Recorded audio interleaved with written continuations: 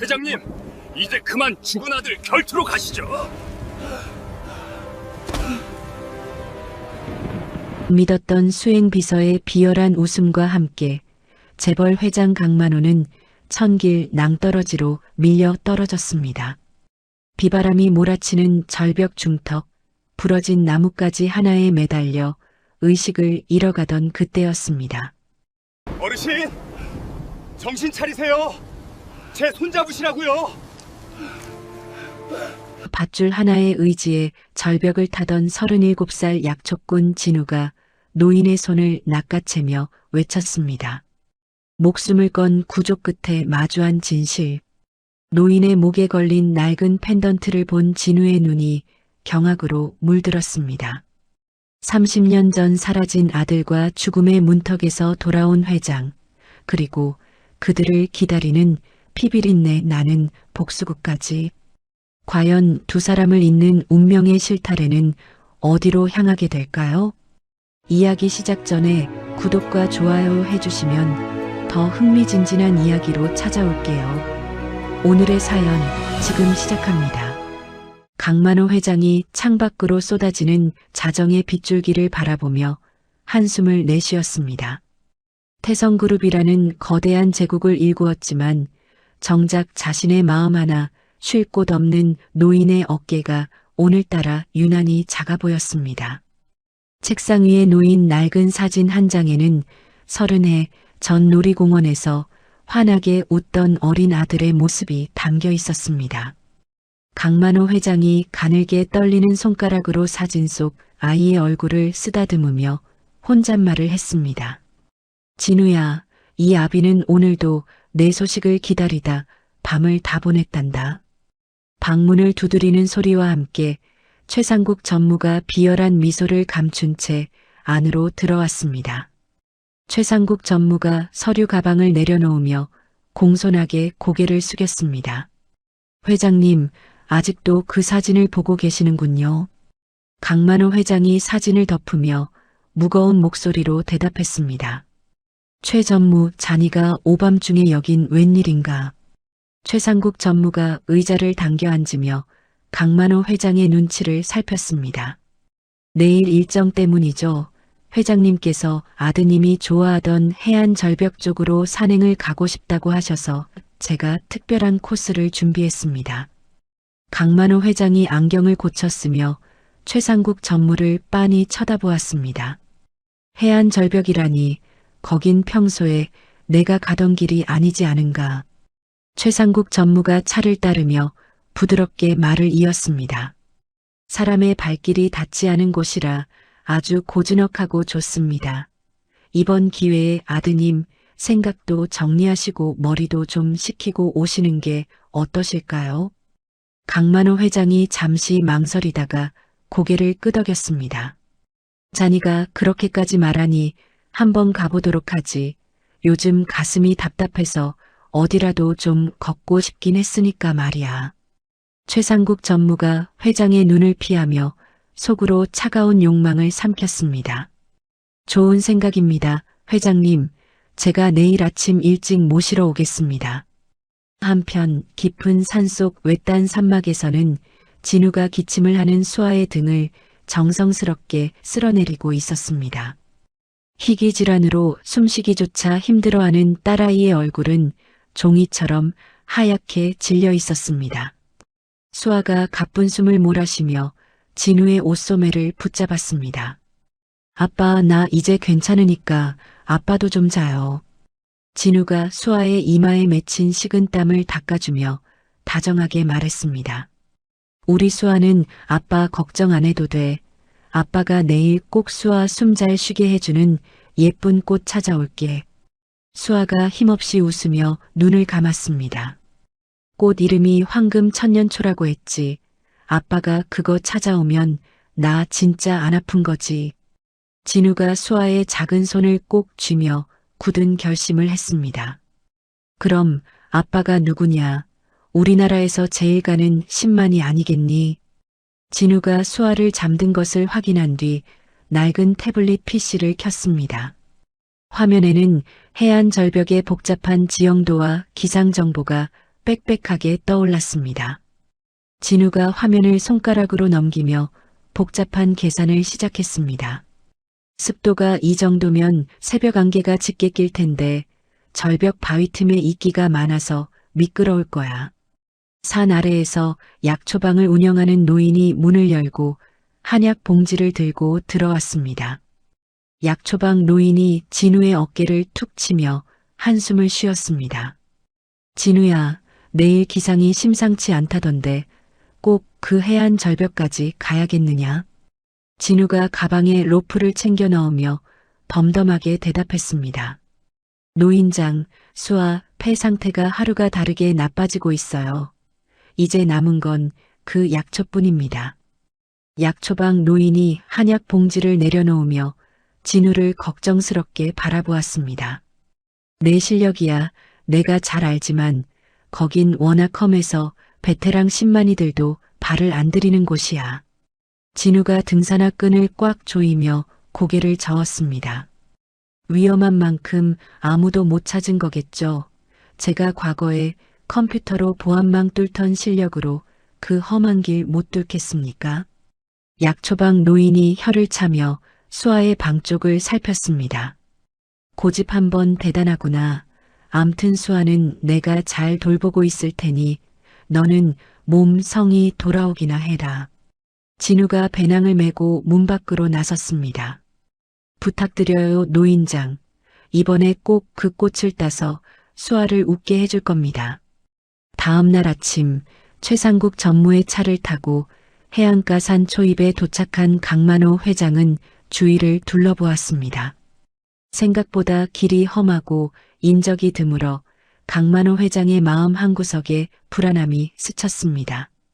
강만호 회장이 지팡이를 짚으며 최상국 전무에게 물었습니다. 수행원들은 다 어디 가고 우리 둘뿐인가? 평소엔 서너 명은 꼭 붙이더니만. 최상국 전무가 회장의 팔을 부축하며 태연하게 대답했습니다. 회장님께서 조용히 걷고 싶다고 하셨잖아요. 다른 애들은 산 아래에서 대기하라고 했습니다. 강만호 회장이 의심스러운 눈초리로 최상국 전무를 쳐다보았습니다. 내가 언제 그렇게까지 말했나? 자네 오늘따라 참 유난스럽군. 최상국 전무가 앞장서서 가파른 오르막을 오르며 말을 돌렸습니다. 조금만 더 올라가면 아드님과 자주 오시던 그 바다가 한눈에 보일 겁니다. 힘내시죠, 회장님. 강만호 회장이 거친 숨을 내쉬며 최상국 전무의 뒤를 따랐습니다. 그래, 진우가 바다를 참 좋아했지. 그 아이를 잃어버린 날도 우린 바다로 가기로 약속했었는데. 최상국 전무가 숲길 안쪽으로 깊숙이 들어가며 주위를 살폈습니다. 통신 장비가 먹통이 된 것을 확인한 최상국 전무의 입가에 서늘한 미소가 번졌습니다. 여기군요. 회장님께서 마지막으로 바다를 감상하시기에 가장 좋은 명당 말입니다. 강만호 회장이 절벽 끝자락에 서서 탁 트인 바다를 바라보았습니다. 경치가 참 좋구나. 최 전무자네 말이 맞았어. 최상국 전무가 강만호 회장의 뒤로 조용히 다가갔습니다.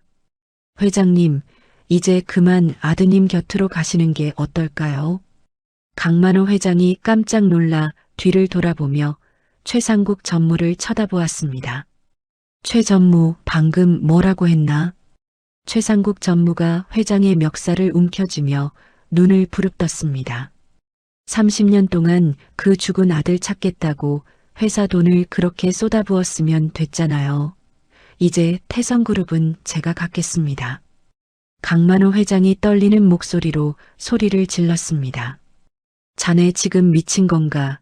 내가 자네를 어떻게 믿고 키워줬는데 감히 나를 배신해.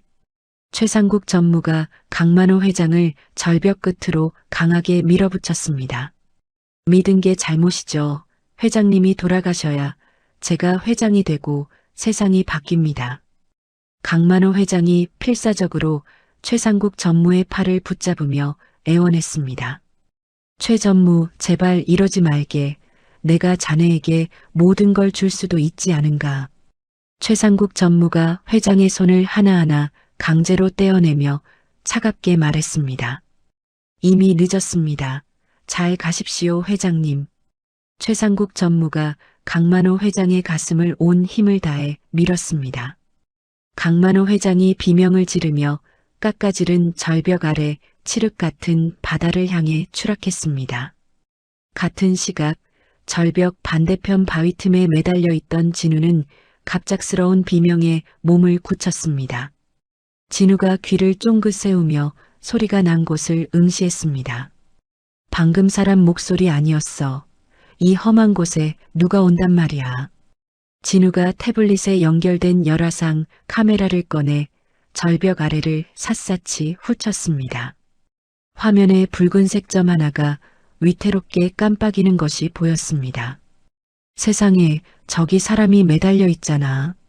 진우가 자신의 안전고리를 다시 한번 확인하며 로프를 풀었습니다.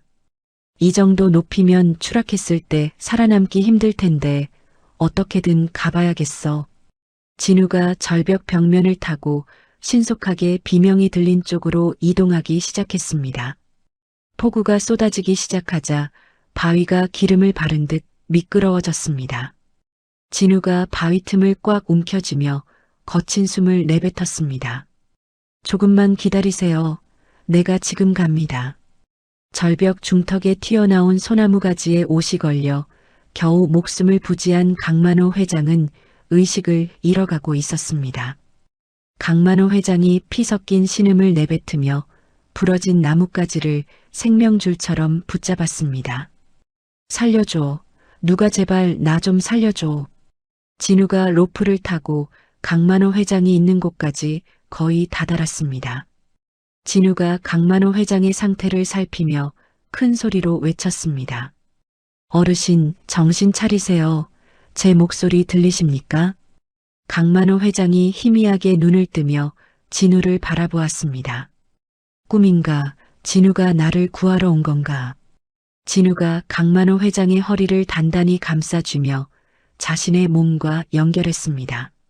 아니요, 저는 약초 캐는 사람입니다. 이제 괜찮으니까 저만 믿으세요. 진우가 강 회장을 등에 업고 비바람이 몰아치는 절벽 위를 향해 한 발짝씩 힘겹게 발을 내디뎠습니다. 등 뒤에서 느껴지는 노인의 미약한 심장 박동이 진우의 가슴을 때렸습니다. 진우가 입술을 깨물며 자신을 채찍질했습니다. 수아야, 아빠가 사람 한 명만 구하고 꼭 갈게. 제발 그때까지 무사해야 한다. 폭풍우가 치는 해안 절벽에서 한 남자의 목숨을 건 구조가 시작되었습니다. 어둠 속에서 진우의 거친 숨소리와 강만호 회장의 희미한 신음이 파도 소리에 섞여 들어갔습니다. 진우가 바위를 딛고 올라설 때마다 근육이 터질 듯한 고통이 밀려왔지만 절대 손을 놓지 않았습니다. 이 노인이 누구인지 왜 여기서 떨어졌는지 알 수 없었지만 오직 살려야 한다는 마음뿐이었습니다.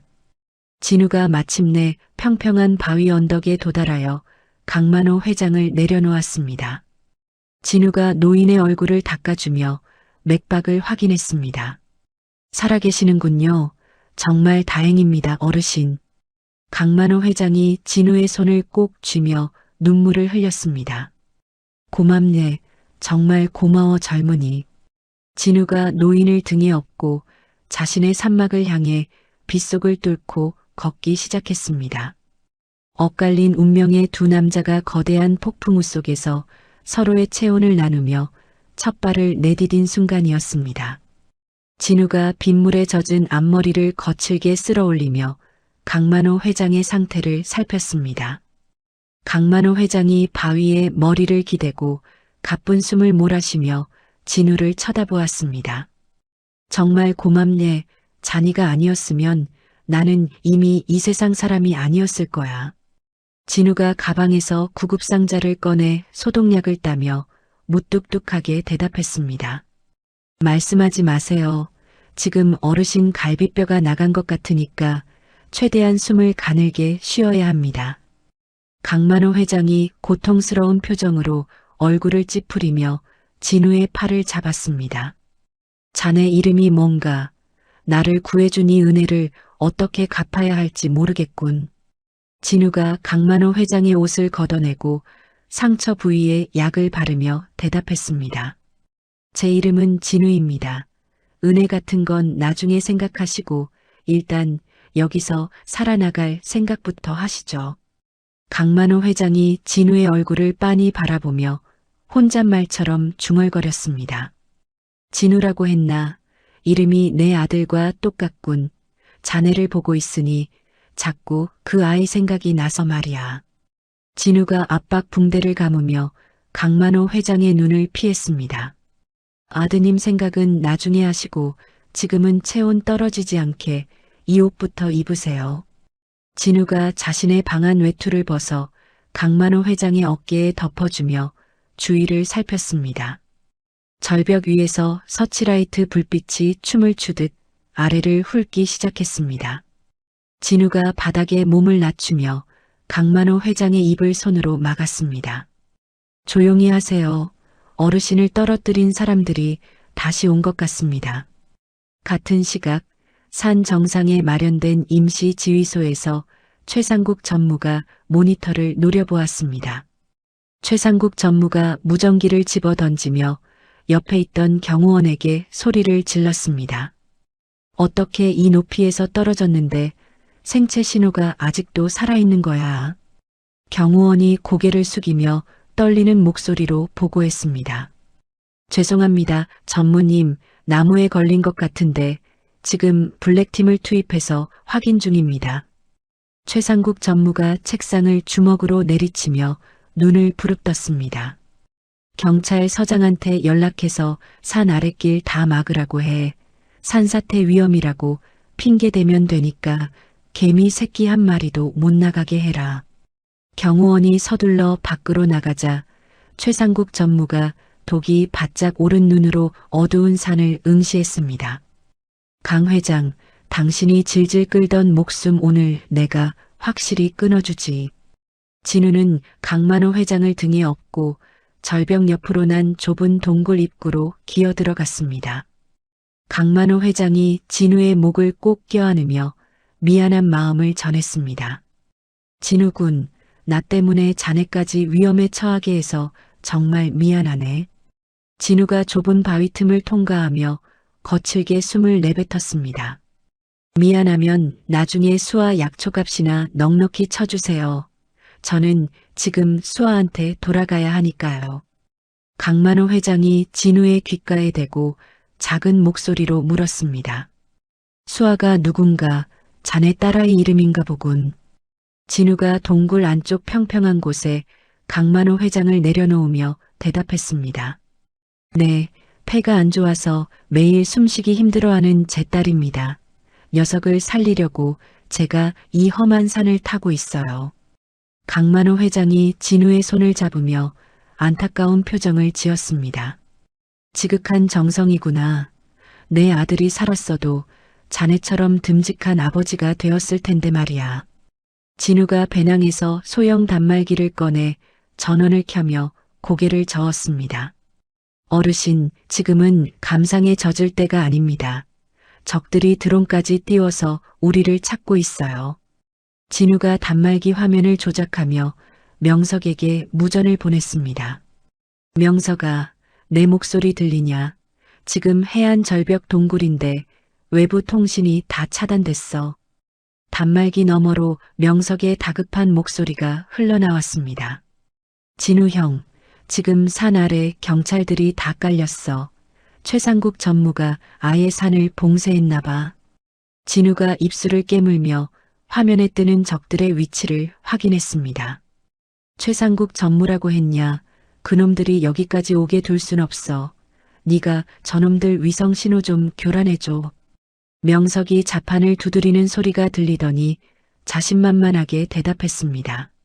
알았어, 형. 내가 저놈들 장비 다 먹통으로 만들 테니까 형은 어르신 모시고 잘 숨어 있어. 진우가 단말기를 끄고 강만호 회장에게 산삼 농축액 한 병을 건넸습니다. 어르신, 이거 일단 마시고 기운 좀 차리세요. 이거 마시면 뼈 붙는데 도움 될 겁니다. 강만호 회장이 농축액을 받아 마시며 진우를 신기하게 쳐다보았습니다.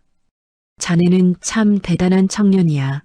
약초꾼이 이런 장비까지 다루고 말이야. 진우가 동굴 입구에 진동 감지기를 설치하며 짧게 대답했습니다. 먹고 살려고 배운 겁니다. 이제 저놈들 무전 좀 엿들어야 하니까 조용히 하세요. 동굴 밖에서 블랙팀 요원들이 서치라이트를 휘두르며 동굴 근처까지 다가왔습니다. 블랙팀 요원이 무전기에 대고 보고를 올렸습니다. 동굴 입구 발견, 지금 안으로 진입하겠다. 진우가 귀에 꽂은 이어폰을 만지며 차갑게 미소 지었습니다. 진우가 강만호 회장 뒤편 석실로 이동하며 속삭였습니다. 어르신, 저 뒤에 딱 붙어 계세요.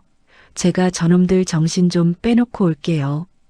진우가 미리 준비해둔 연막탄을 동굴 입구 쪽으로 던졌습니다.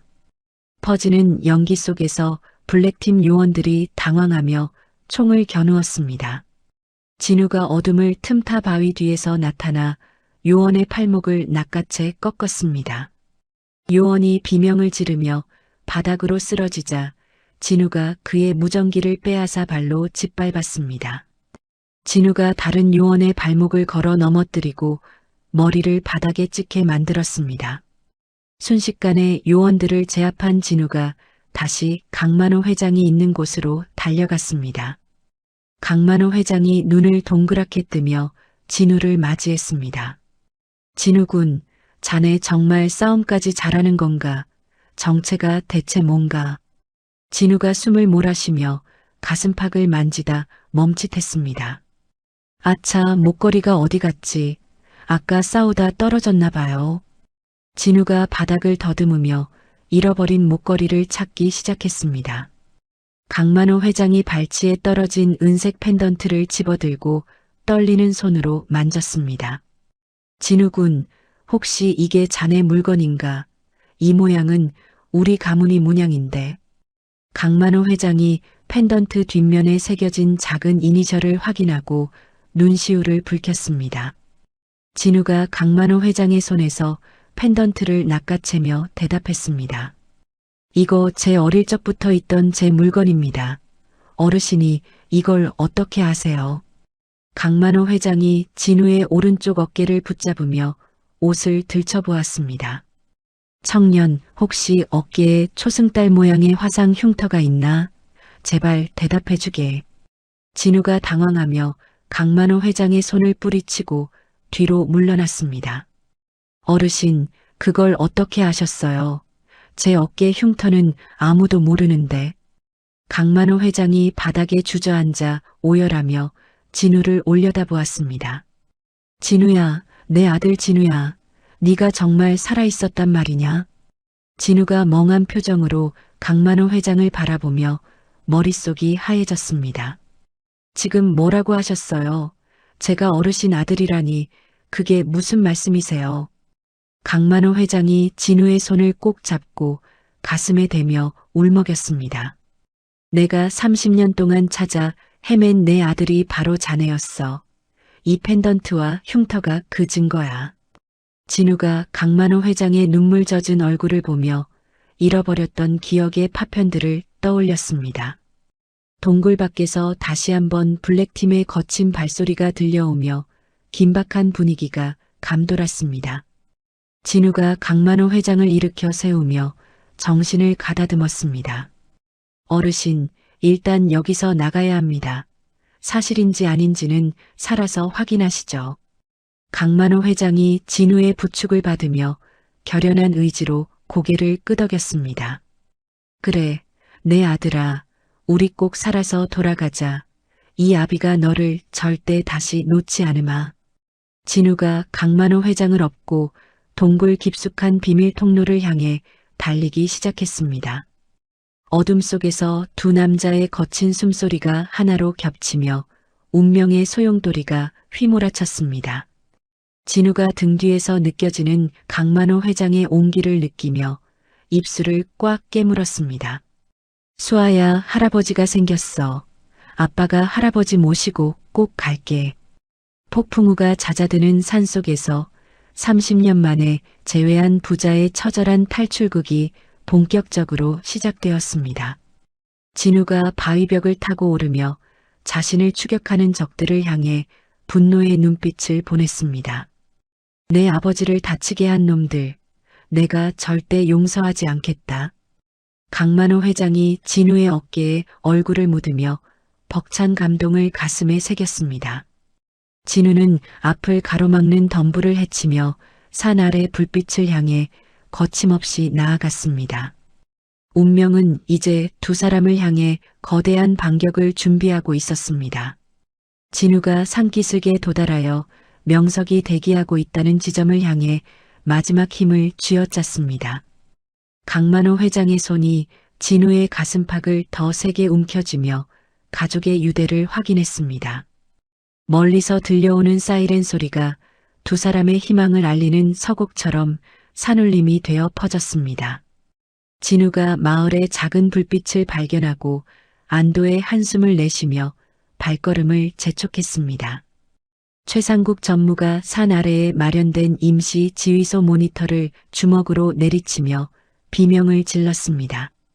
모니터 안에는 산 중턱에서 블랙팀이 무력하게 쓰러져 있는 모습이 희미하게 찍혀 있었습니다. 최상국 전무가 옆에 서 있던 보안 요원의 뺨을 세차게 휘갈기며 윽박질렀습니다.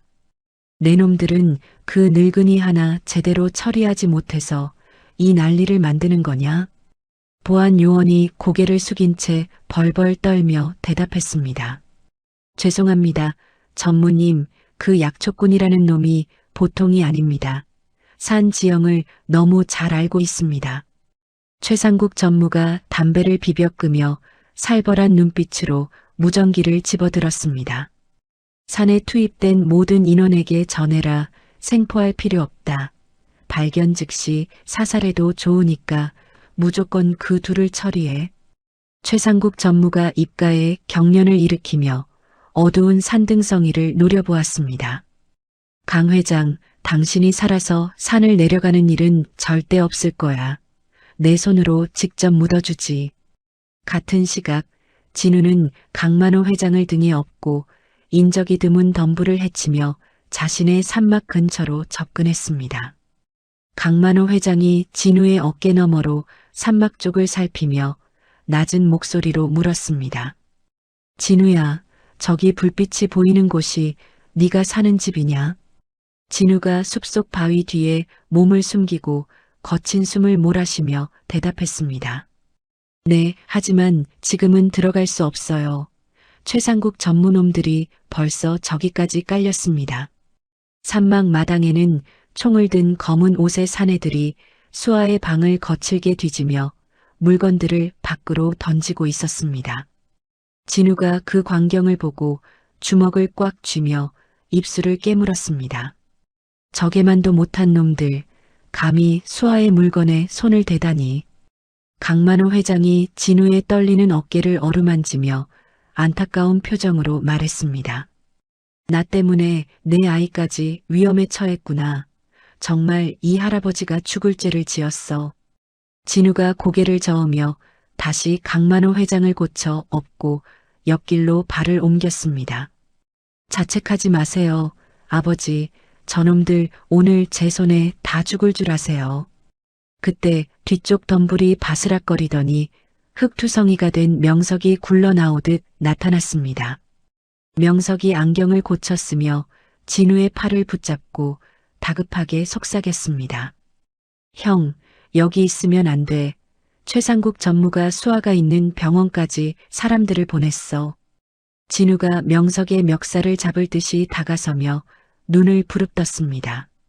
뭐라고 우리 수아가 있는 곳까지 그놈들이 갔단 말이냐?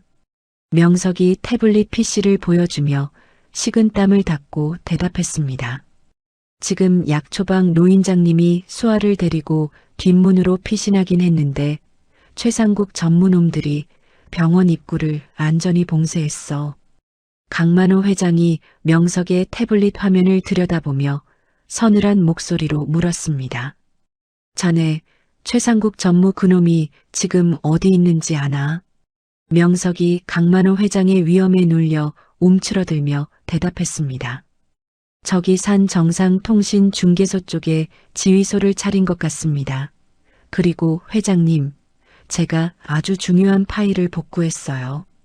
명석이 태블릿에서 음성 파일을 재생하자 최상국 전무의 비열한 목소리가 흘러나왔습니다.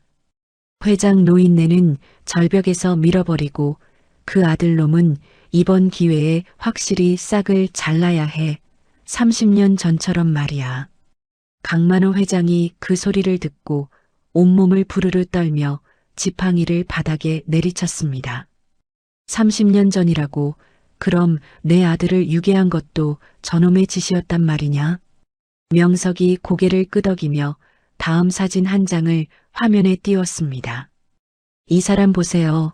최상국 전무 옆에 서 있는 저 경호원이 30년 전 진우 형을 납치했던 그 유괴범입니다. 진우가 사진 속 남자의 얼굴을 보는 순간 머릿속에서 날카로운 통증과 함께 과거의 기억이 불꽃처럼 튀었습니다. 진우가 머리를 감싸쥐며 비틀거리다 나무를 붙잡고 외쳤습니다. 기억나요? 저 흉터 있는 얼굴. 나를 어두운 방에 가두고 울지 말라고 때리던 그놈이에요. 강만호 회장이 진우를 끌어안으며 가슴을 쥐어뜯고 통곡했습니다. 내가 내 곁에 뱀을 키우고 있었구나. 내 자식을 뺏어간 놈인 줄도 모르고 내 오른팔로 삼았다니. 진우가 눈물을 닦으며 차가운 눈빛으로 명석을 쳐다보았습니다. 명석아, 너는 아버지 모시고 저기 절벽 아래 비밀 동굴로 가 있어. 나는 저놈들을 유인하겠다. 명석이 진우의 옷자락을 붙잡으며 걱정스럽게 물었습니다. 형, 혼자서 저 무장한 놈들을 어떻게 상대하려고 그래? 너무 위험해. 강만호 회장이 진우의 손을 꼭 잡으며 고개를 저었습니다. 안 된다, 진우야. 이제 겨우 만났는데 너를 또 사지로 보낼 순 없어. 진우가 강만호 회장의 손등에 입을 맞추며 부드럽지만 단호하게 말했습니다. 아버지, 저는 이 산의 주인입니다. 저놈들 제가 산속 깊은 구렁텅이로 다 처박아 버릴게요. 진우가 배낭에서 소형 연막탄과 화살촉을 꺼내며 명석에게 지시했습니다. 명석이 너는 내 태블릿 들고 가서 저놈들 통신망 계속 교란해. 절대 아버지 곁에서 떨어지지 마라. 강만호 회장이 진우의 뒷모습을 보며 눈물을 훔치고 외쳤습니다. 진우야, 부디 몸 조심해라. 너 없으면 이 애비도 살 이유가 없다. 진우가 어둠 속으로 몸을 날리며 산짐승처럼 빠르게 숲속으로 사라졌습니다. 진우는 산막 주위를 돌며 나뭇가지와 덩굴을 이용해 교묘한 함정을 설치하기 시작했습니다. 블랙팀 요원들이 진우의 발소리를 듣고 총구를 겨누며 다가왔습니다. 저기 움직임이 포착됐다. 쏴버려. 진우가 바위 뒤로 몸을 숨기며 덩굴을 잡아당기자 거대한 통나무가 요원들을 덮쳤습니다. 요원들이 비명을 지르며 나뒹굴자 진우가 나무 위에서 내려와 그들의 뒤를 기습했습니다. 진우가 요원의 팔을 꺾어 무기를 빼앗고 발로 가슴을 강하게 걷어찼습니다. 요원이 고통에 몸부림치며 바닥을 기어다니자 진우가 차갑게 말했습니다.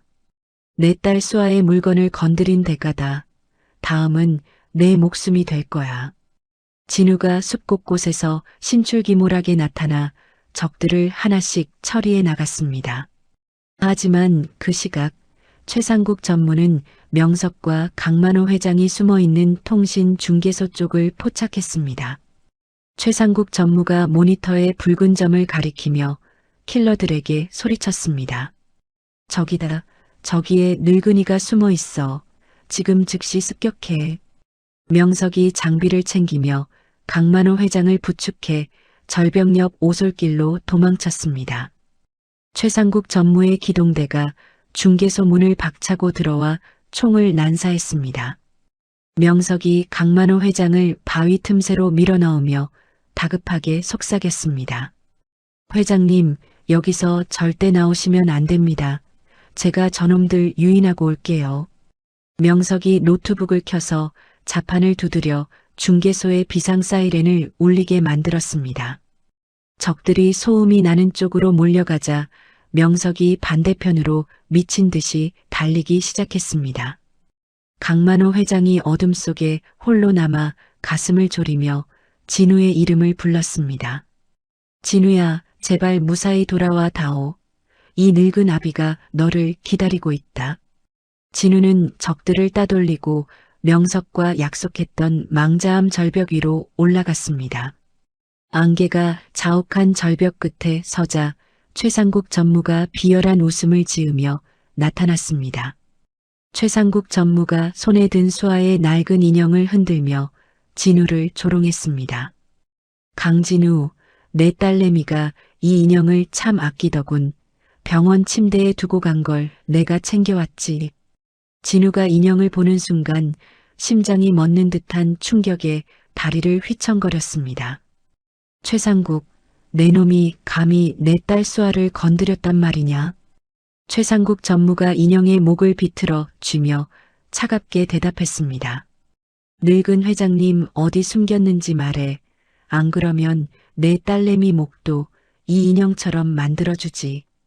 진우가 주먹을 피가 나도록 꽉 쥐며 최상국 전무를 향해 분노의 포효를 내질렀습니다. 내 놈을 죽여서 갈기갈기 찢어버리겠다. 당장 그 더러운 손 치워. 최상국 전무가 총을 꺼내 진우의 발치를 쏘며 소름 끼치게 웃었습니다. 소리 지른다고 해결될 일 아니야. 자, 선택해라. 내 애비냐, 내 딸이냐. 진우가 절벽 끝에서 수아의 인형을 바라보며 절망과 분노가 뒤섞인 눈물을 흘렸습니다. 안개 너머로 강만호 회장의 비명소리가 들려오며 진우의 심장을 갈갈이 찢어놓았습니다. 진우가 최상국 전무를 향해 한 발짝 다가서며 결연한 의지로 고개를 들었습니다. 둘 다 살리겠다. 그리고 내 놈은 지옥으로 보내주마. 진우의 눈에서 붉은 광기가 서리며 최후의 사투를 예고하는 긴장감이 절벽 가득 메워졌습니다. 폭풍 전야의 고요함을 깨고 진우의 처절한 외침이 산맥을 타고 멀리 울려 퍼졌습니다. 하늘에서는 다시 한번 거대한 번개가 내리치며 비극의 막이 오르는 것을 알렸습니다. 진우가 절벽 아래 바다를 등지고 최상국 전무를 향해 돌진할 준비를 마쳤습니다. 사랑하는 딸과 이제 막 찾은 아버지를 지키기 위한 남자의 목숨을 건 반격이 시작되었습니다. 어둠 속에서 진우의 거친 숨소리가 파도 소리를 집어삼키며 사방으로 퍼져나갔습니다. 진우가 가슴속에 품은 수아의 이름을 나지막이 읊조리며 적진을 향해 몸을 날렸습니다. 최상국 전무가 당황하며 방아쇠를 당기는 순간 진우의 그림자가 안개 속으로 사라졌습니다. 망자암의 차가운 바위 위로 붉은 혈흔이 튀며 부자의 비극적인 운명이 소용돌이쳤습니다. 진우가 절벽 끝에서 수아의 인형을 낚아채기 위해 허공을 가르며 손을 뻗었습니다. 모든 것이 멈춘 듯한 찰나의 순간 진우의 눈에 비친 것은 수아의 환한 미소였습니다.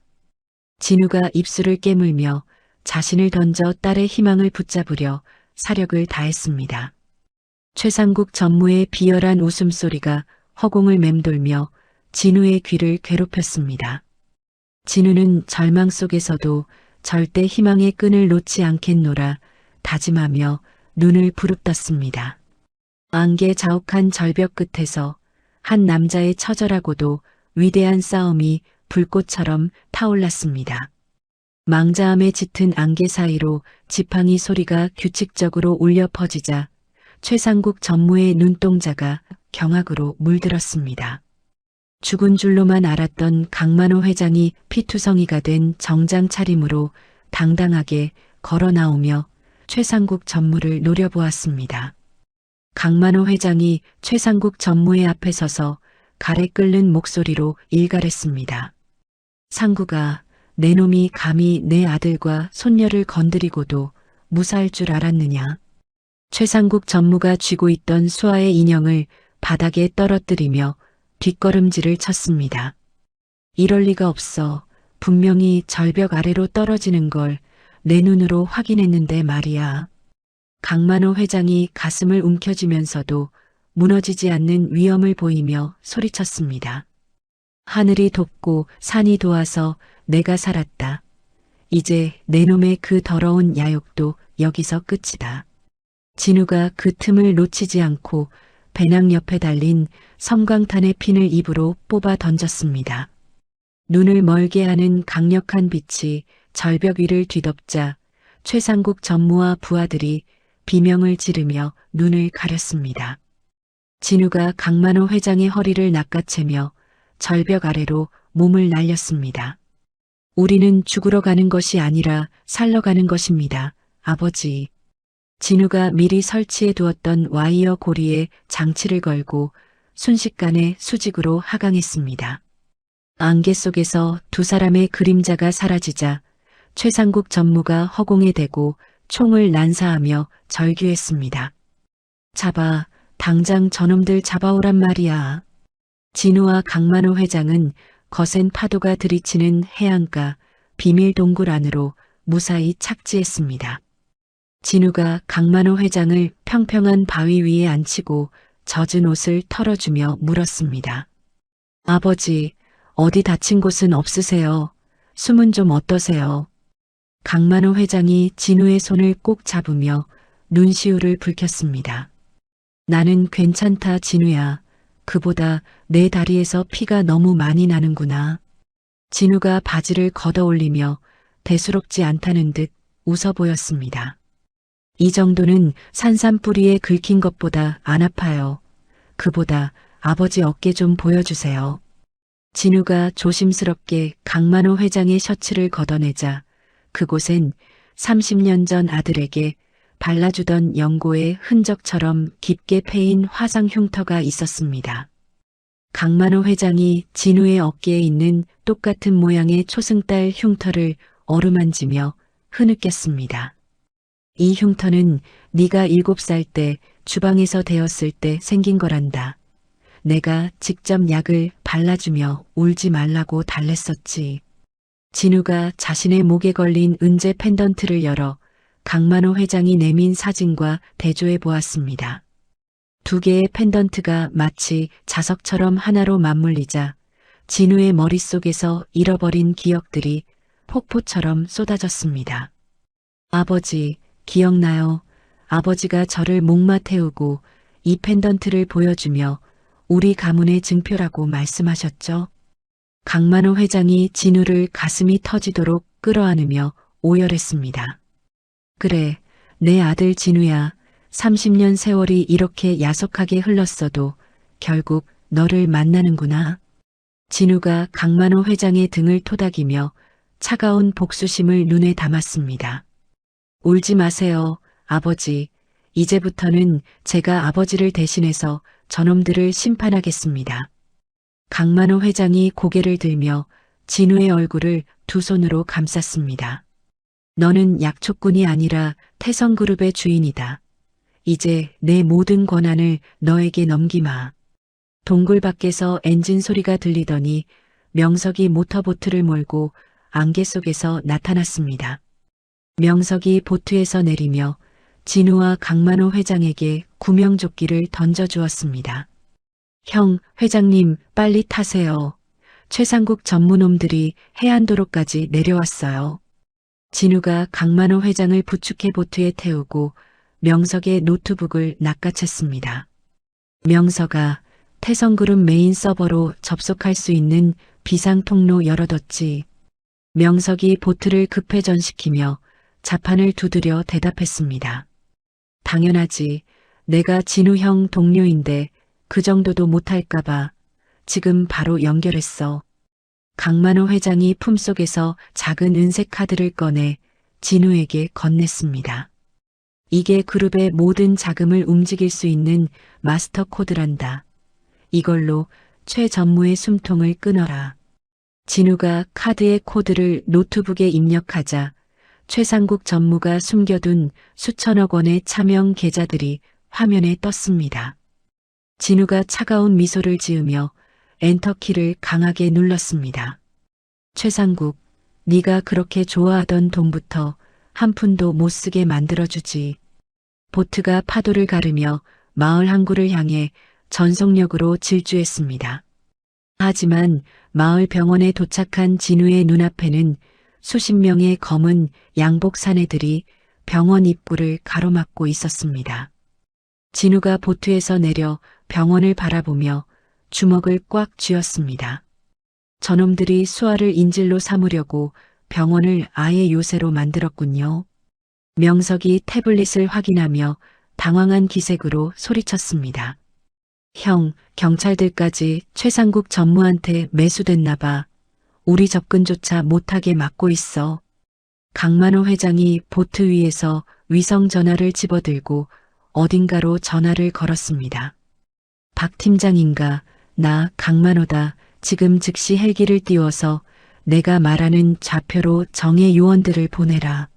하늘 위에서 거대한 프로펠러 소리가 들리더니 태성그룹의 로고가 선명한 헬기 3대가 병원 상공에 나타났습니다.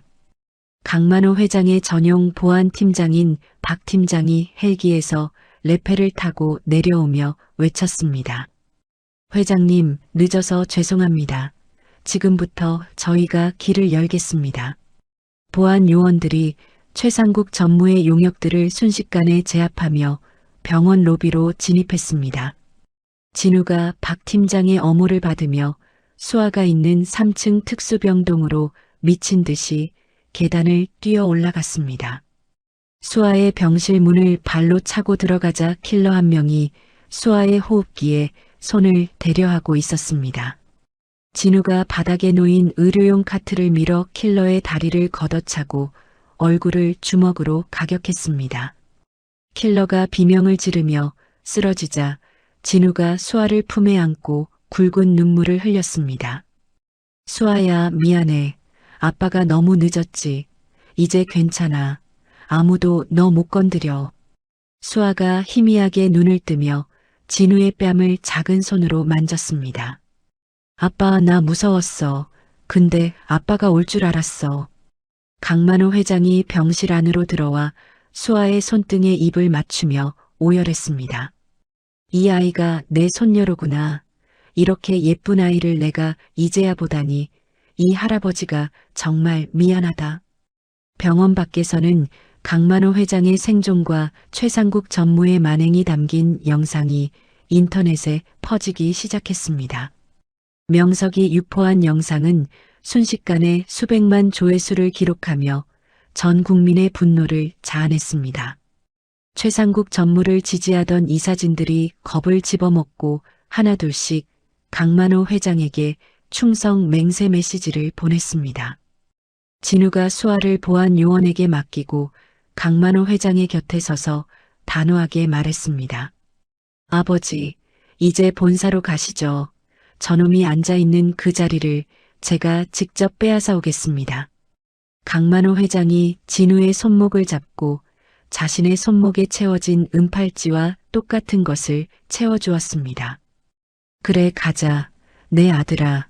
태성그룹의 진정한 주인이 누구인지 저 세상 사람들에게 똑똑히 보여주자꾸나.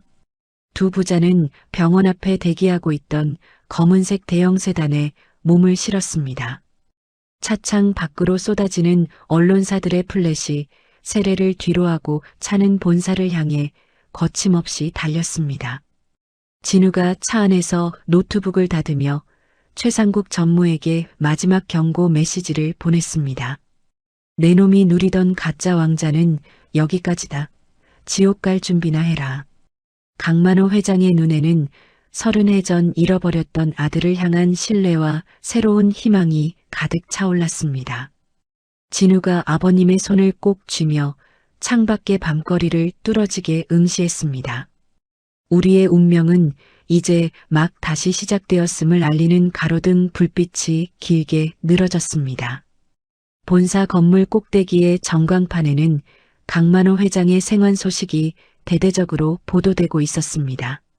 진우는 이제 약초꾼의 옷을 벗고 아버지를 지키는 전사가 되어 전쟁터로 향했습니다. 세단이 본사 정문을 통과하자 수많은 직원이 허리를 굽혀 두 부자를 맞이했습니다. 진우가 차 문을 열고 내리며 최상국 전무가 서 있을 집무실 창가를 향해 서늘한 미소를 지었습니다. 폭풍의 시간은 가고 이제 진정한 정화의 시간이 다가오고 있었습니다. 진우와 강만호 회장은 당당한 발걸음으로 태성그룹의 심장부를 향해 걸어 들어갔습니다. 태성그룹 본사 건물의 가장 높은 곳인 펜트하우스 안으로 따스한 오후의 햇살이 길게 비쳐 들어왔습니다. 강만호 회장이 강진우가 산에서 목숨을 걸고 채취해 온 황금 천년초 농축액이 담긴 컵을 두 손으로 소중하게 움켜쥐었습니다. 강만호 회장이 컵에 담긴 진한 약초물을 한숨에 들이키고는 가슴 깊은 곳에서 올라오는 뜨거운 기운에 눈을 지그시 감았습니다. 강만호 회장이 비어있는 컵을 테이블에 내려놓으며 강진우의 손등을 부드럽게 어루만졌습니다. 진우야, 이 약초의 맛이 네가 그동안 산에서 겪었을 고통과 눈물처럼 참으로 깊고도 진하구나. 강진우가 아버님의 안색이 조금씩 붉은 빛을 띠며 호전되는 것을 확인하고는 안도의 미소를 지으며 대답했습니다. 아버지, 그동안 고생하신 것에 비하면 이건 아무것도 아니에요. 이제 기운이 좀 나시는 것 같아 정말 다행입니다. 강만호 회장이 자리에서 일어나 허리를 꼿꼿하게 펴고는 옷걸이에 걸린 정장 상의를 직접 집어들었습니다. 이제 이 늙은 아비가 내 앞에서 다시 당당한 회장으로 서는 모습을 보여주마. 함께 회의장으로 가자꾸나.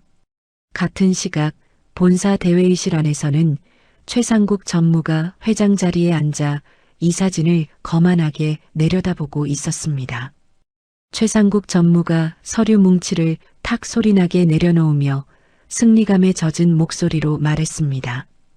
강만호 회장님은 불의의 사고로 유명을 달리하셨으니 이제 제가 이 자리를 이어받아 태성그룹의 새로운 시대를 열겠습니다. 이 사진들이 서로 눈치를 보며 최상국 전무의 말에 동조하려는 찰나 회의실 육중한 문이 단숨에 열렸습니다.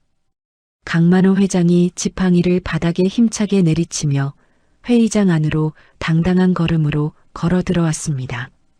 강만호 회장이 최상국 전무의 눈을 쏘아보며 호통을 쳤습니다.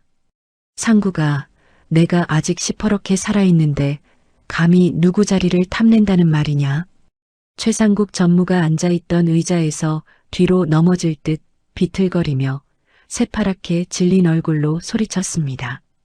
회장님, 분명히 절벽에서 추락하신 걸 제가 확인했는데 어떻게 여기에 살아오신 겁니까? 옆에 서 있던 강진우가 한 발짝 앞으로 나서며 최상국 전무의 얼굴 앞에 태블릿 PC를 들이밀었습니다. 강진우가 차가운 미소를 지으며 최상국 전무의 죄악이 낱낱이 담긴 영상을 재생했습니다. 최상국 전무, 당신이 내 아버지를 절벽에서 밀어버리는 그 추악한 모습이 여기 생생하게 다 찍혀 있습니다.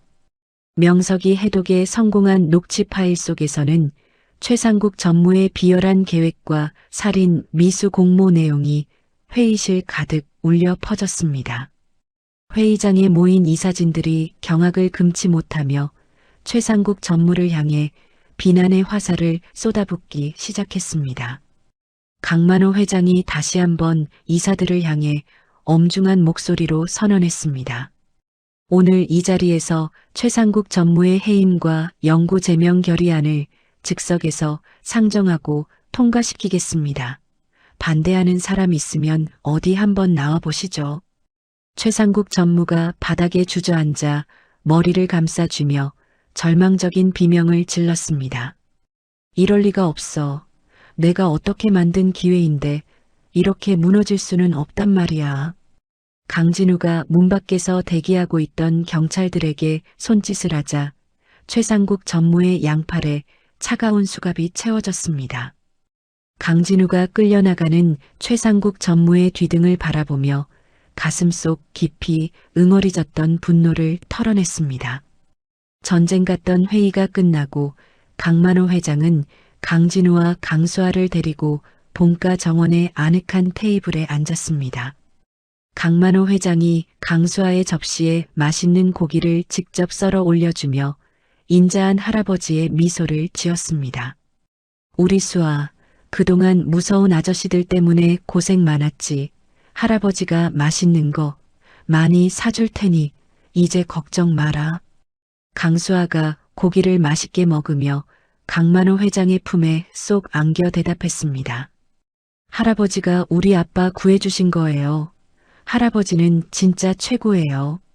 강진우가 그 평화로운 모습을 바라보며 자신이 산속에서 보낸 처절했던 세월이 헛되지 않았음을 느꼈습니다.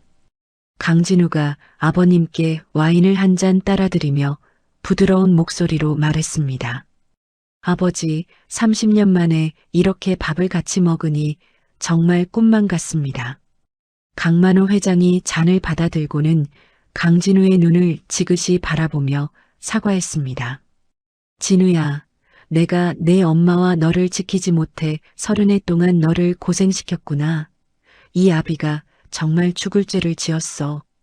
강진우가 강만호 회장의 손을 꼭 잡으며 고개를 가로저었습니다. 아니에요, 아버지. 제가 아버지를 찾아냈고 우리 수아도 할아버지를 만났으니 이제 됐습니다. 강만호 회장이 강진우를 태성그룹의 부회장으로 정식 임명하며 가문의 유산을 이어받을 것을 당부했습니다.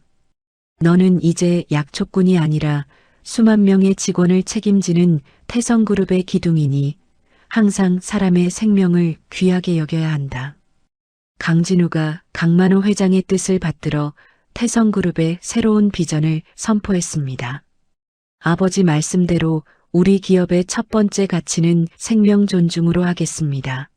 수아처럼 아픈 아이들을 위한 세계 최고의 치료센터부터 만들겠습니다. 강만호 회장이 대견하다는 듯 강진우의 어깨를 두드리며 함께 웃음을 터뜨렸습니다. 며칠 뒤 강진우는 강만호 회장과 함께 세상을 떠난 아내의 묘소를 찾아갔습니다. 강진우가 아내의 사진 앞에 황금 천년초 한 송이를 놓으며 참아왔던 눈물을 쏟아냈습니다. 여보, 나 드디어 아버지를 찾았어.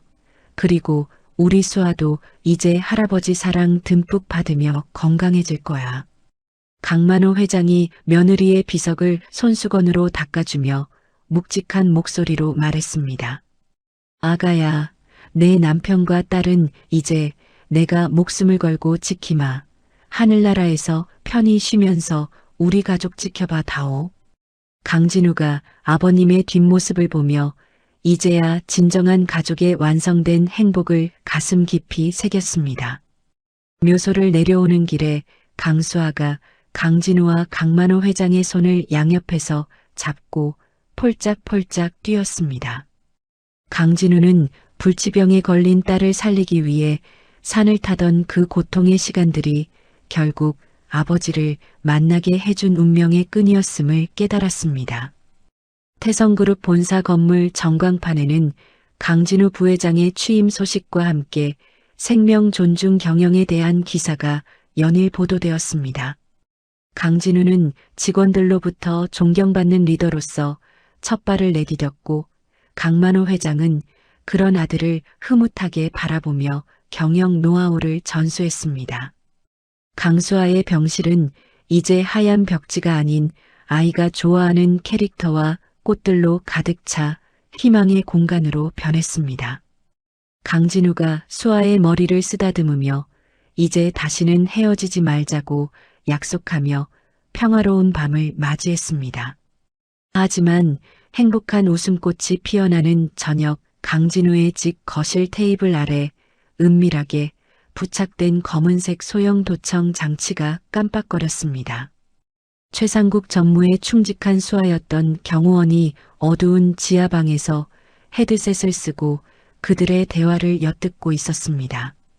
경호원이 날카로운 칼로 테이블을 내리치며 증오가 가득 섞인 혼잣말을 내뱉었습니다.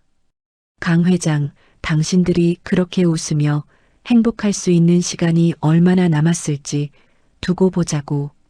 경호원이 최상국 전무의 비자금 일부를 인출하여 해외 전문 해커들을 섭외하기 시작하며 다음 범죄를 준비했습니다.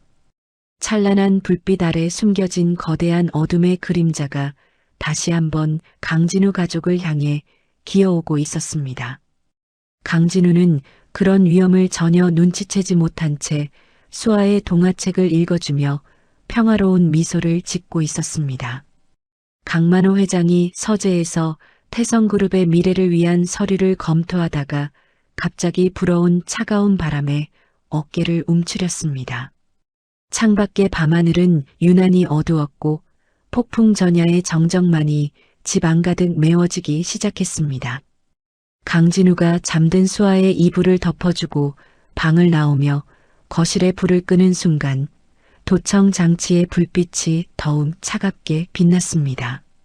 태성그룹 본사의 승리 분위기가 채 가시기도 전에 병원 주차장으로 요란한 사이렌 소리를 내며 사설 구급차 한 대가 미끄러지듯 들어왔습니다. 구급차에서 내린 자들은 응급 환자를 이송하는 척하며 능숙하게 경비원들의 시선을 돌렸고 그 틈을 타 최상국 전무의 충직한 수하였던 경호원이 검은 모자를 눌러쓴 채 병원 내부로 잠입했습니다. 강수아가 잠들어 있는 특수병동의 복도 조명이 원인 모를 깜빡임과 함께 일제히 꺼지더니 병실 안의 모든 의료기기가 붉은 경고등을 내뿜으며 멈춰섰습니다. 강진우가 사색이 되어 강수아의 산소 공급 장치를 살피며 다급하게 간호사를 불렀습니다. 여보세요. 여기 장비가 갑자기 다 꺼졌어요. 당장 와서 이것 좀 봐주세요.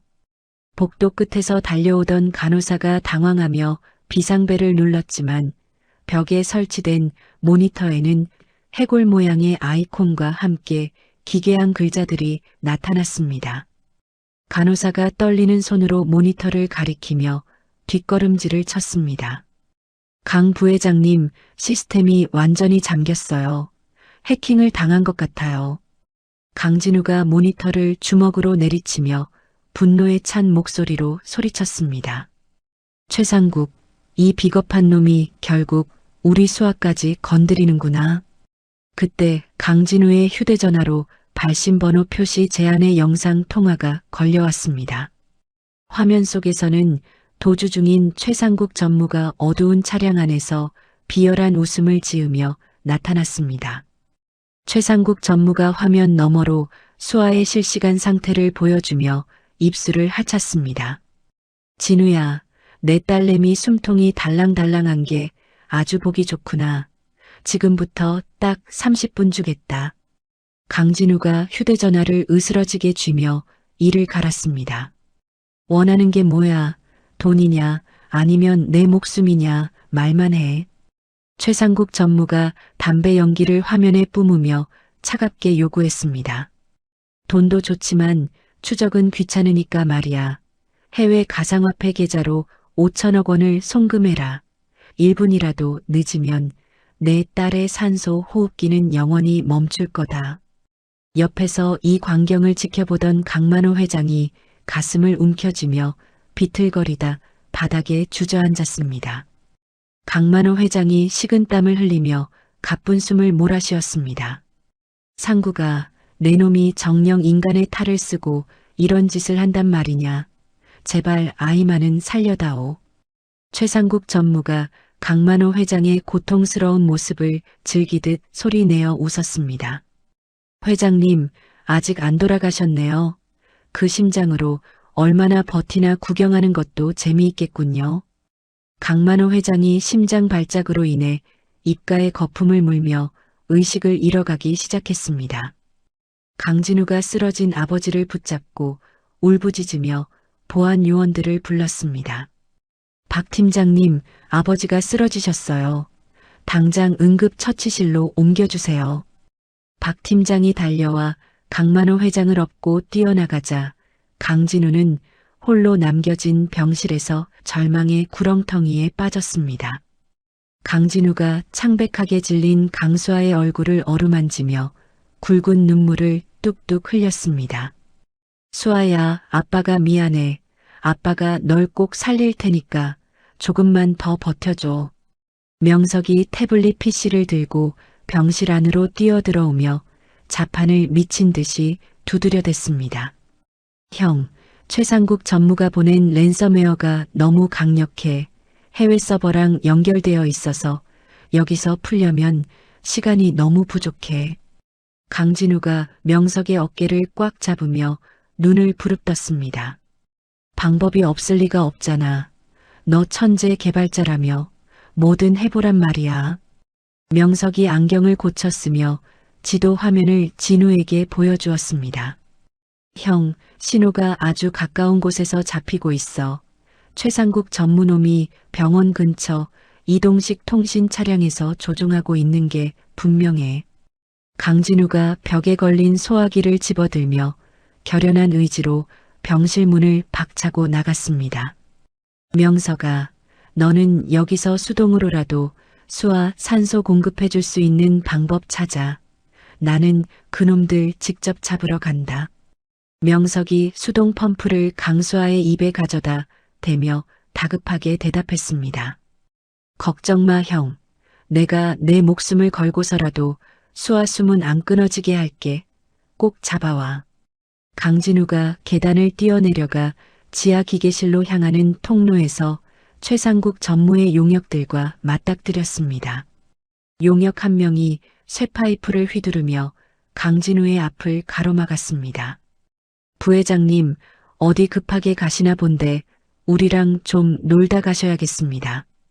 강진우가 소화기를 용역의 얼굴에 뿌린 뒤 당황한 틈을 타복부에 강력한 발차기를 꽂아 넣었습니다. 강진우가 쓰러진 용역의 뒷덜미를 잡고 벽에 맺히며 포효했습니다. 내 딸 목숨 가지고 장난친 놈들, 너희는 오늘 제발로 여기서 못 나간다. 강진우가 지하 주차장 구석에서 은밀하게 주차된 검은색 벤 차량을 발견하고 전력 질주했습니다. 차량 안에서는 최상국 전무가 노트북 화면을 보며 송금 완료 메시지를 기다리고 있었습니다. 강진우가 차량 앞 유리를 소화기로 박살내며 최상국 전무의 멱살을 잡아 밖으로 끌어냈습니다. 최상국 전무가 바닥을 뒹굴며 품속에서 권총을 꺼내려 했습니다. 강진우가 최상국의 손목을 짓밟으며 권총을 멀리 차버리고 주먹을 날렸습니다. 돈 5천억에 내 영혼까지 팔아먹었냐. 내 딸이 죽어가는데 네가 감히 웃어. 최상국 전무가 피를 토하며 비열하게 웃어 보였습니다. 진우야, 네가 날 때린다고 저 장치가 돌아올 것 같아. 이제 10분 남았다. 내 딸은 곧 죽어. 그 시각 병실 안에서는 강수아의 심박수 수치가 위험 수준인 40까지 떨어지며 경고음이 울려 퍼졌습니다. 명석이 땀을 비오듯 흘리며 수동 펌프질을 멈추지 않고 소리쳤습니다. 수아야, 제발 눈 좀 떠봐. 아빠가 지금 오고 있단 말이야. 응급처치실에서 겨우 눈을 뜬 강만호 회장이 자신의 손가락에 끼워져 있던 은색 반지를 비서에게 건넸습니다. 강만호 회장이 가쁜 숨을 몰아쉬며 비서의 옷깃을 붙잡았습니다. 이걸 진우에게 전해줘. 내 개인 서버의 마스터키야. 이걸로 저 악마의 프로그램을 파괴하라고 해. 비서가 반지를 들고 주차장으로 뛰어내려가 사투를 벌이던 강진우에게 그것을 던졌습니다. 강진우가 반지에 내장된 칩을 최상국 전무의 노트북 옆 포트에 꽂아 넣었습니다. 강진우가 자판을 두드리며 최상국 전무의 눈을 똑바로 응시했습니다. 상국아, 넌 우리 아버지를 몰라도 너무 몰랐어. 아버지는 네가 넘볼 수 있는 분이 아니야. 노트북 화면에서 붉은색 경고 창이 사라지고 초록색 복구 메시지가 뜨기 시작했습니다. 최상국 전무가 노트북을 뺏으려 발악했지만 강진우의 강력한 팔이 최상국 전무를 바닥에 내리눌렀습니다.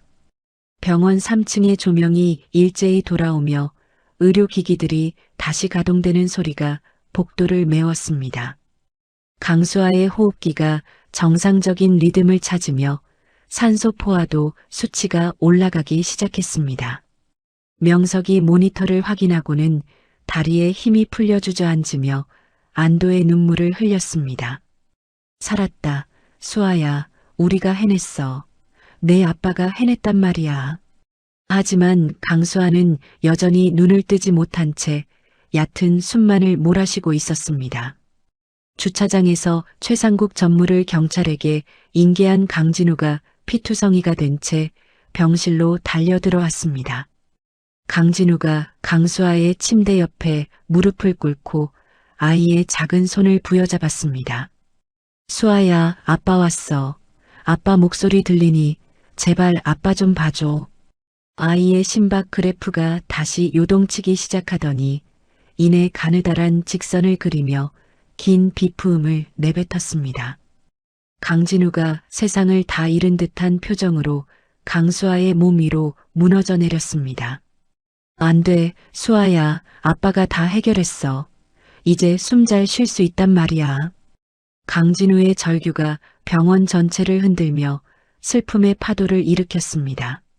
어두운 복도 끝에서 휠체어를 타고 나타난 강만호 회장이 그 광경을 목격하고는 손에 든 지팡이를 놓치고 말았습니다. 운명은 다시 한번 이 가족에게 가장 잔인한 시련을 던지며 침묵 속으로 빠져들었습니다. 병실 안을 가득 메운 기계음이 날카로운 직선을 그리며 강진우의 심장을 도려냈습니다. 의료진들이 다급하게 달려와 강수아의 가슴 위로 심폐소생술을 시작하며 비상 상황을 알렸습니다.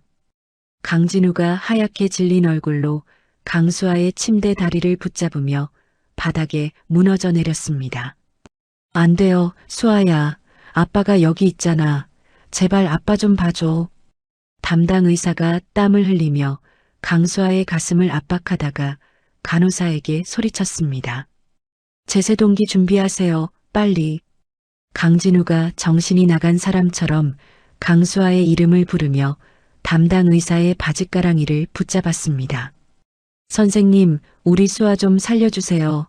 제가 뭐든지 다 할게요. 제발 우리 수아 좀 깨워주세요. 담당 의사가 강진우의 손을 뿌리치며 차갑게 대조되는 긴박한 목소리로 대답했습니다.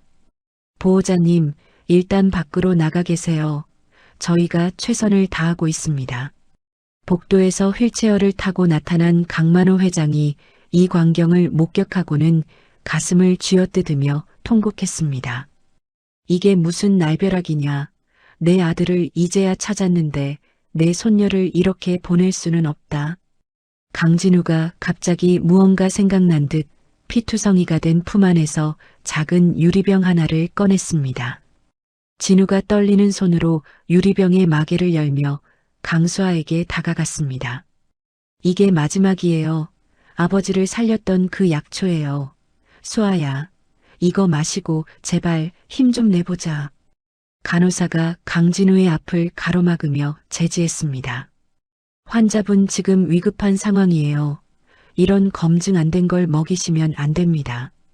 강진우가 간호사의 손을 거칠게 밀쳐내며 눈을 부릅떴습니다. 비켜요. 내 딸 내가 살리겠다는데 당신들이 무슨 상관이야.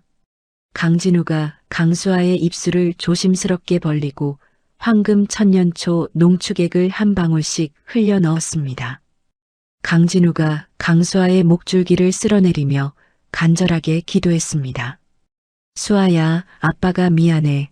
아빠가 널 위해 산을 타고 절벽을 탔던 거 기억나지? 제발 한 번만 삼켜봐.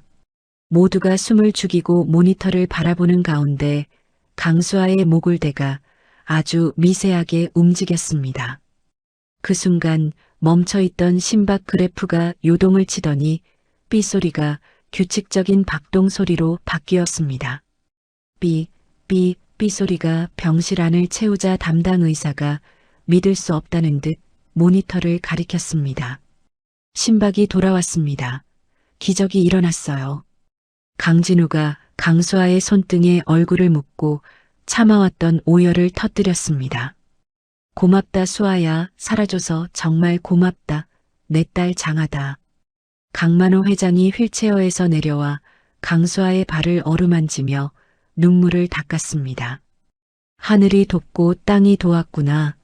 우리 태성 가문에 드디어 볕이 드는구나. 강수아가 가느다랗게 눈을 뜨며 강진우의 얼굴을 희미하게 바라보았습니다. 아빠, 나 이제 숨쉬기 편해. 근데 왜 울어? 강진우가 강수아의 눈물을 닦아주며 환하게 웃어 보였습니다.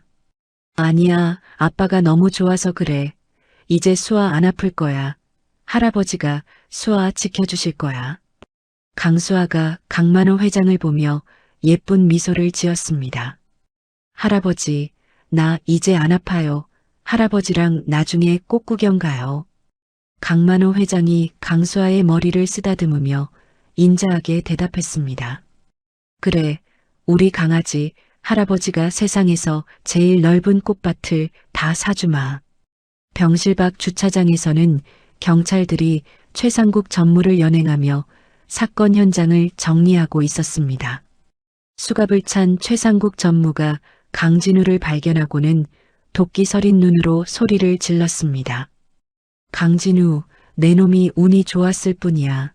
내가 이대로 끝날 줄 아느냐. 강진우가 차가운 눈빛으로 최상국 전무를 내려다보며 대답했습니다. 운이 아니라 정이다. 내 놈이 저지른 죄는 이제 법이 심판할 거야.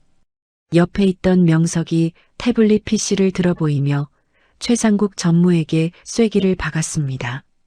최 전무님, 해외 계좌로 빼돌린 돈들 제가 다 묶어놨습니다. 이제 당신은 알거지가 된 거예요. 최상국 전무가 바닥에 주저앉아 머리를 쥐어뜯으며 비명을 질렀습니다. 내 돈, 내 태성그룹, 이게 어떻게 만든 건데? 경찰관이 최상국 전무의 머리를 누르며 순찰차에 강제로 태웠습니다. 조용히 하고 타세요. 당신은 살인 미수와 테러 혐의로 아주 긴 시간 동안 빛을 못 볼 겁니다. 최상국 전무를 태운 차가 사이렌을 울리며 멀어지자 병원 앞을 가로막던 가짜 시위대도 뿔뿔이 흩어졌습니다. 강만호 회장이 병실 복도에서 박 팀장에게 엄중한 목소리로 지시를 내렸습니다. 박 팀장, 지금 당장 이사회 소집해 최상국 전무와 결탁했던 놈들 싹 다 조사해서 내쫓아라. 박 팀장이 허리를 굽히며 충성스럽게 대답했습니다. 알겠습니다, 회장님. 지시하신 대로 먼지 하나 남기지 않고 정리하겠습니다. 강만호 회장이 지팡이를 짚으며 병원 창밖을 내다보았습니다. 썩은 살은 도려내야 새살이 돋는 법이지. 이제 태성을 진우에게 물려줄 준비를 해야겠어. 강진우가 강만호 회장의 곁으로 다가와 어깨를 부축하며 말했습니다. 아버지, 몸도 안 좋으신데 이제 좀 쉬세요.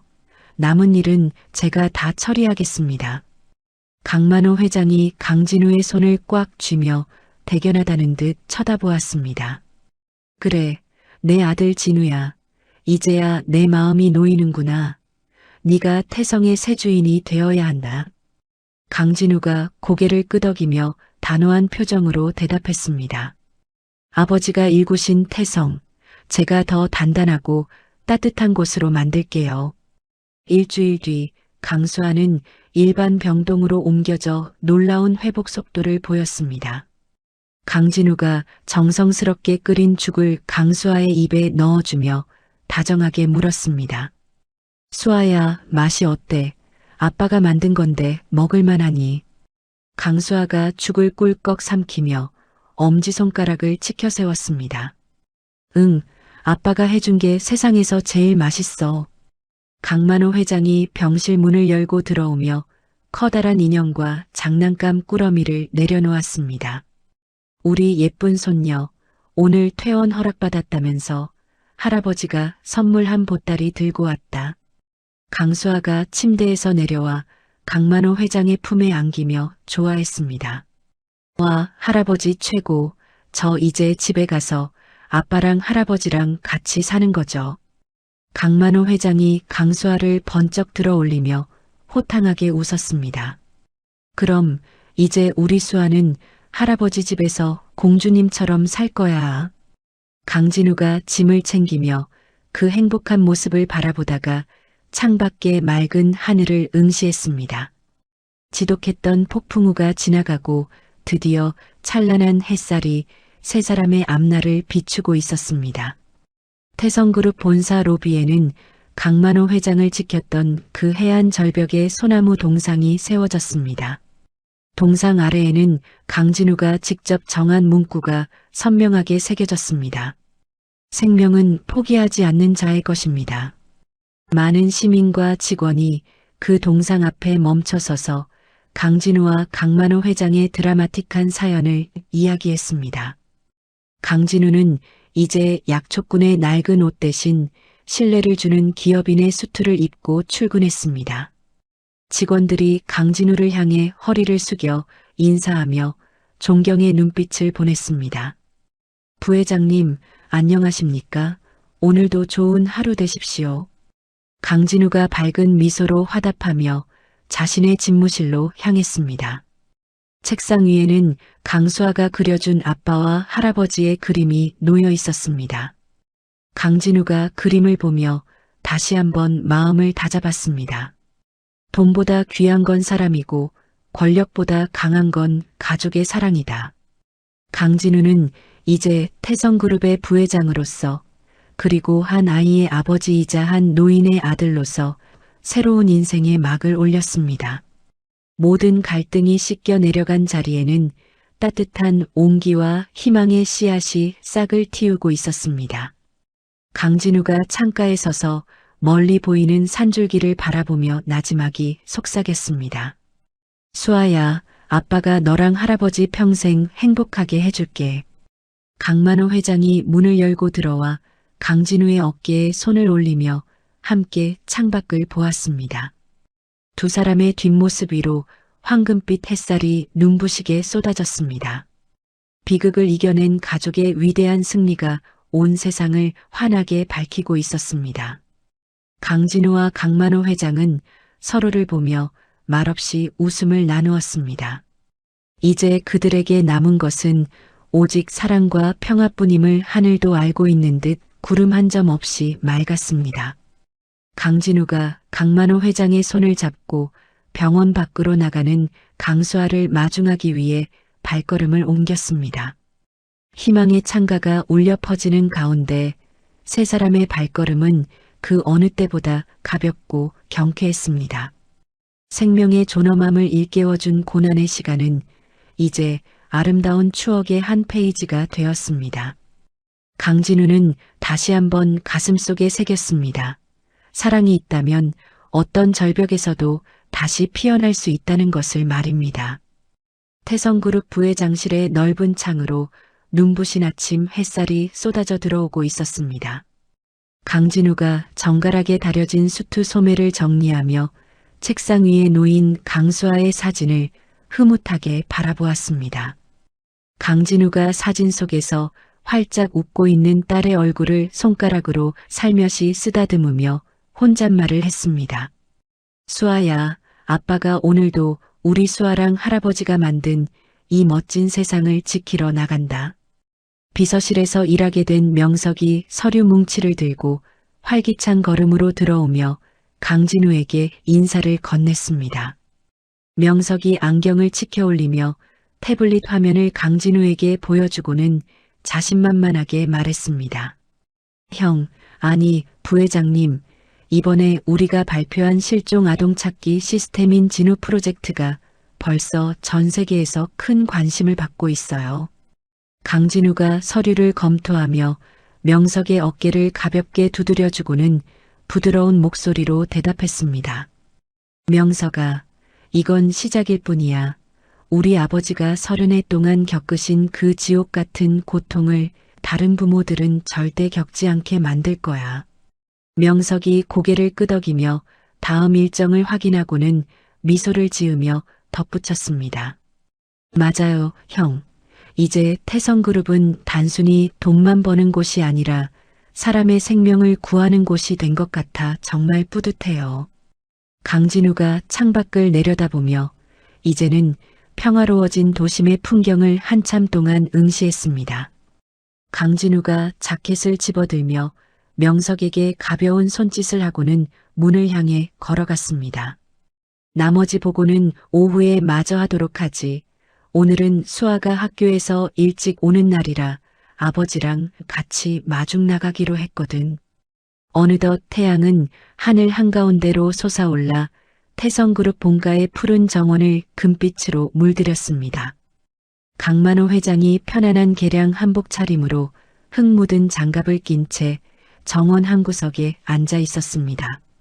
강만호 회장이 작은 모종삽으로 흙을 파며 옆에 있는 강수아에게 다정한 목소리로 말을 걸었습니다. 수아야, 여기 할아버지가 판 구멍에다가 이 상추 모종을 살살 심어보렴. 강수아가 고사리 같은 손으로 모종을 정성껏 심으며 할아버지를 향해 방긋 웃어 보였습니다. 할아버지, 내가 이거 물 많이 주면 할아버지 고기 드실 때 상추쌈 싸서 드릴게요. 강만호 회장이 강수아의 머리를 쓰다듬으며 허탕하게 웃고는 손녀의 뺨에 묻은 흙을 털어주었습니다. 허허, 우리 손녀가 직접 키운 상추라면 할아버지가 밥 한 그릇 뚝딱 비울 수 있겠구나. 강진우가 차에서 내려 정원으로 걸어 들어오며 그 평화로운 광경을 보며 소리쳤습니다. 아버지, 우리 수아랑 벌써 농사꾼이 다 되셨네요. 옷에 흙이 다 묻어서 어떡합니까? 강만호 회장이 강진우를 보며 자리에서 일어나 허리를 펴고는 인자하게 웃었습니다. 진우야, 이제야 사람 사는 냄새가 나는구나. 수조원을 벌어들일 때보다 이 상추 모종 하나 심는 게 100배는 더 행복하단다. 강진우가 강만호 회장의 곁으로 다가와 흙 묻은 손을 수건으로 닦아주며 말했습니다. 아버지 마음 이제 저도 조금은 알 것 같아요. 세상에서 가장 소중한 건 내 곁에 있는 사람들이라는 거요. 강수아가 강진우의 다리에 매달리며 초롱초롱한 눈망울로 아빠를 올려다보았습니다. 아빠, 나 이제 학교 가서 친구들이랑 뛰어놀아도 하나도 안 힘들어. 나 진짜 다 나았나 봐. 강진우가 강수아를 번쩍 들어 올려 품에 안고는 아이의 코끝을 살짝 비비며 대답했습니다. 우리 수아가 아빠 닮아서 마음이 단단해서 그래. 이제 수아는 세상에서 제일 튼튼한 어린이야. 강만호 회장이 그 모습을 흐뭇하게 바라보며 지팡이를 짚고 집 안으로 발걸음을 옮겼습니다. 강만호 회장이 거실 소파에 앉아 진우와 수아를 부르며 차분하게 말을 이어갔습니다. 진우야, 내가 며칠 뒤에 내 엄마 산소에 좀 다녀오려고 한다. 너랑 수아도 같이 가야지. 강진우가 고개를 깊게 숙이며 떨리는 목소리로 강만호 회장의 제안에 대답했습니다. 네 아버지, 엄마도 저희 셋이 이렇게 같이 오는 걸 보시면 하늘에서 정말 좋아하실 거예요. 며칠 후 세 사람은 꽃들이 만발한 산기슭의 묘소 앞에 서서 정중하게 묵념을 올렸습니다. 강진우가 아내의 사진 앞에 직접 캔 귀한 약초 한 뿌리를 놓으며 나지막하게 속삭였습니다. 여보, 나 드디어 아버지를 찾았어. 그리고 우리 수아도 이제 아프지 않고 아주 건강하게 잘 지내고 있어. 강만호 회장이 며느리의 비석 옆에 정성스럽게 새긴 작은 돌을 놓으며 묵직한 목소리로 말했습니다. 아가야, 내 남편 진우가 이제 태성을 이끄는 훌륭한 회장이 되었단다. 나도 이제야 짐을 내려놓고 내 남편과 손녀를 지키며 살마. 강수아가 비석 앞에 예쁜 꽃다발을 내려놓고는 손을 모아 기도하며 씩씩하게 인사했습니다. 엄마, 나 이제 할아버지랑 아빠랑 매일 맛있는 거 먹고 행복해. 엄마도 하늘나라에서 우리 지켜봐줘요. 묘소를 내려오는 길에 마을 약초방 노인이 지팡이를 짚고 올라오며 강진우 일행을 반갑게 맞이했습니다. 약초방 노인이 강진우의 손을 꼭 잡으며 주름진 얼굴 가득 미소를 띠고는 말했습니다. 진우야, 아니 이제 회장님이라고 불러야 하나. 내 덕분에 우리 마을에 큰 병원이 생겨서 사람들이 얼마나 고마워하는지 모른다. 강진우가 약초방 노인의 손을 마주 잡으며 따뜻하게 대답했습니다. 노인장, 제가 수아를 돌봐주신 은혜를 잊을 리 있겠습니까? 이제 마을 사람들 모두 아프지 않게 제가 끝까지 책임질게요. 약초방 노인이 강만호 회장에게 고개를 숙여 인사하며 대견하다는 듯 말을 덧붙였습니다. 회장님, 아드님을 정말 훌륭하게 키우셨습니다. 이 산이 내린 큰 복을 우리 모두가 누리고 있네요. 강만호 회장이 약초방 노인의 어깨를 두드리며 함께 산 아래를 내려다보며 웃었습니다. 노인장 말씀이 맞습니다. 제 평생의 가장 큰 복은 바로 제 아들을 다시 만난 것이지요. 어느 노을 지는 저녁 강진우는 강만호 회장과 강수아를 데리고 그들이 처음 만났던 해안 절벽으로 향했습니다. 절벽 위에는 이제 위험한 덤불 대신 세 사람이 나란히 앉아 바다를 볼 수 있는 예쁜 나무 벤치가 놓여 있었습니다. 강수아가 바다를 가리키며 할아버지의 품에 안겨 신기한 듯 물었습니다. 할아버지, 저 바다 너머에는 뭐가 있어요? 저기도 우리처럼 행복한 사람들이 살고 있나요? 강만호 회장이 강수아의 손을 잡고 수평선을 바라보며 인자하게 설명했습니다. 그럼 저 바다 너머에도 사랑하는 사람들을 지키며 열심히 살아가는 이들이 아주 많단다. 강진우가 강만호 회장의 어깨에 손을 올리며 자신들이 처음 만났던 그 험한 바위벽을 가리켰습니다. 아버지, 제가 저기서 아버지를 처음 발견했을 때 제 심장이 얼마나 뛰었는지 아세요? 강만호 회장이 강진우의 손을 꽉 쥐며 그때를 회상하듯 천천히 말을 이어갔습니다. 나도 기억한단다. 네가 나를 등에 업고 그 비바람을 뚫고 올라갈 때 내 심장 소리가 내 가슴까지 들렸었지. 강진우가 바다를 보며 이제는 다시 뺏기지 않을 평화와 안식을 가슴 깊이 새겼습니다.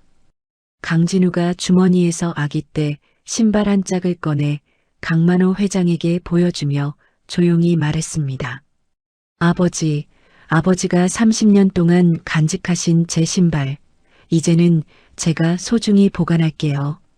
강만호 회장이 그 신발을 보며 다시 한번 눈시울을 붉히고는 강진우를 대견하게 바라보았습니다. 그래, 이제는 네가 이 가문의 역사를 이어가야 한다. 어떤 시련이 와도 이 애비와 수아를 지켰던 그 마음만은 잊지 마라. 강수아가 아빠와 할아버지 사이에서 두 사람의 손을 모아 잡으며 밝은 목소리로 선언했습니다. 아빠, 할아버지, 우리 이제 절대 헤어지지 말고 여기서 오래오래 같이 살아요. 강진우와 강만호 회장이 동시에 강수아를 바라보며 약속이라도 한 듯 힘차게 고개를 끄덕였습니다. 강진우가 강수아를 번쩍 안아 올리며 바다를 향해 크게 소리를 질렀습니다.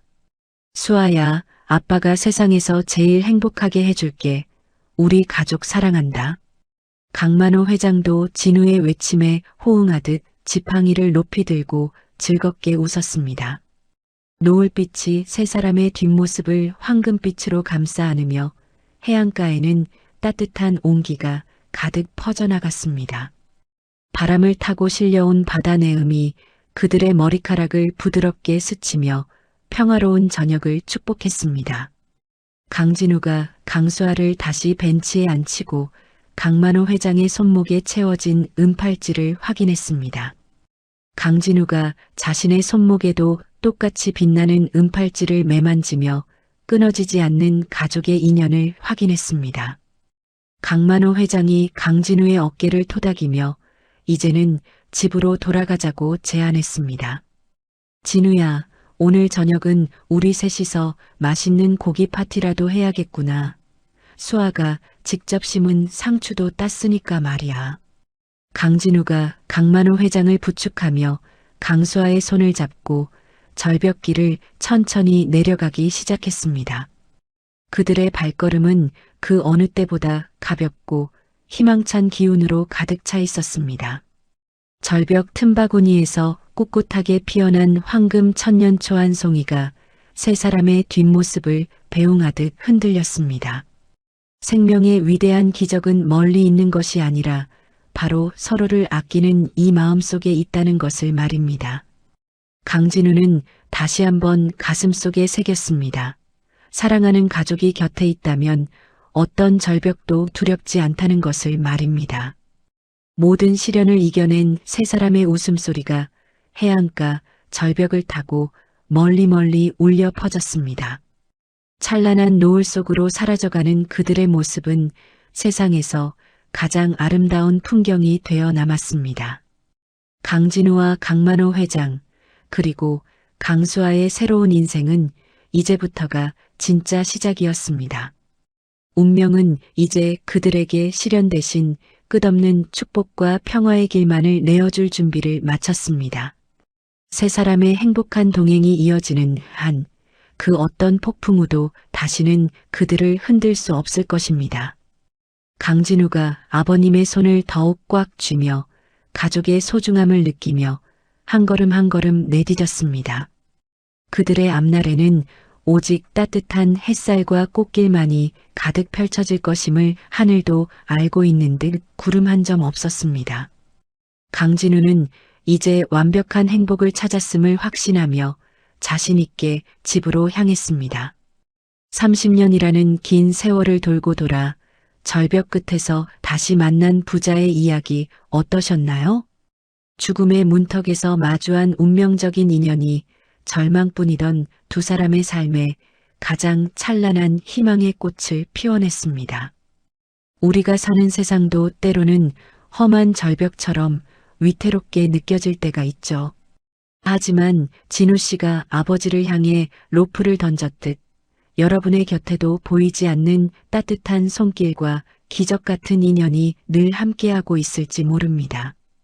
오늘 이 이야기가 지친 하루를 보낸 여러분에게 포근한 위로와 다시 시작할 수 있는 작은 용기가 되었기를 진심으로 바랍니다. 이야기를 끝까지 들어주셔서 감사합니다. 누군가의 이야기 속에서 당신의 마음이 쉬어갈 수 있길 바랍니다. 구독과 좋아요로 이 따뜻한 여정을 찬란 사연과 함께 해주세요. 다음 이야기에서 또 만나요.